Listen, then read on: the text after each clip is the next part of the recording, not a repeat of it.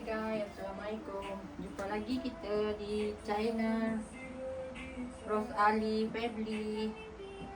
Semoga korang semua sentiasa dalam keadaan sehat walafiat selalu di samping keluarga dan di samping tugas seharian.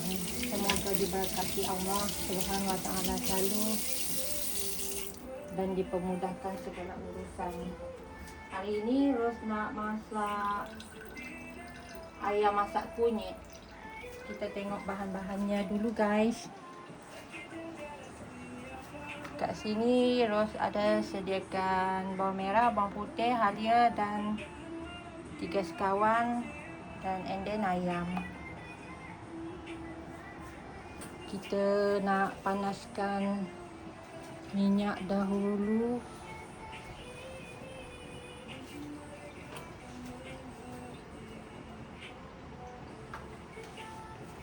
Minyak untuk menumis.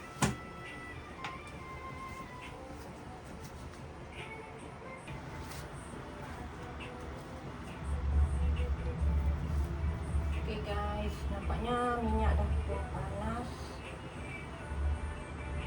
Sekarang Rose nak tumiskan bahan-bahan.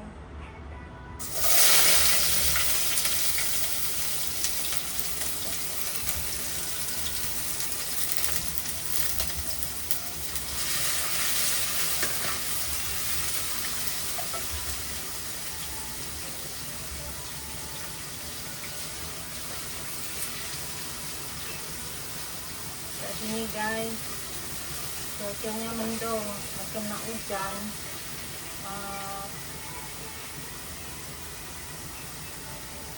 Cuaca kat luar tu bergurau, macam nak hujan. Hujan turun dah hujan, hujan gerimis. Tadi berketil-ketil. Sekarang musim hujan kat Johor.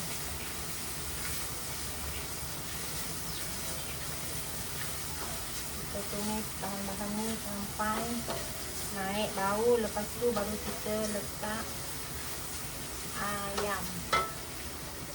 Lupa pula nak letak kunyit. Nanti kita boleh letakkan tepung kunyit. Kalau nak pakai kunyit hidup pun boleh, tapi Rose pakai tepung kunyit je sebab tak ada kunyit hidup.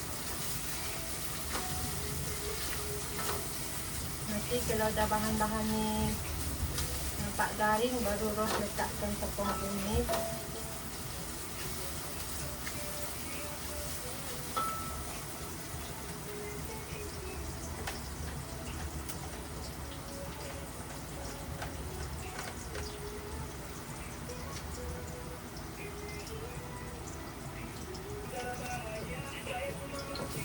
Okay guys, sekarang Rose nak letakkan tepung kunyit 3 sudu.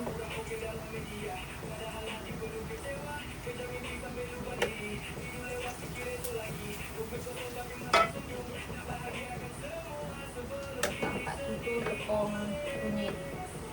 Tapi kalau pakai kunyit hidup lagi sedap guys. Tapi Rose ni tak ada kunyit hidup.